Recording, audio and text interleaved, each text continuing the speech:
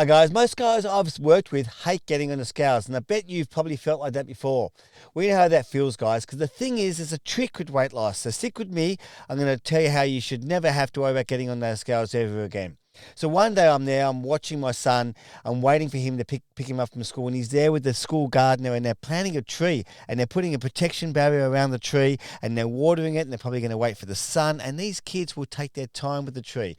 But us adults, just like with our weight loss, we want it quick. We want the tree to grow and the branches to go out there, but we're not thinking about what's happening under the ground. The roots have to take care before the tree goes really far and high. Otherwise, the tree will fall over at the first breath of air that goes past it.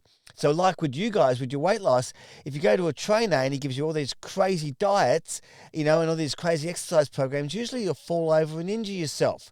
So what we do here in the men's movement, we offer you a really safe way of doing it and a fast way of doing it and a excellent way of doing it. It's almost like you cheat your weight loss, and you'll find this when you join us on the men's movement. So join us now, get my free copy of my book, and on Wednesday I'll show you how you can eat marshmallows and lose weight. What the hell has marshmallows got to losing weight?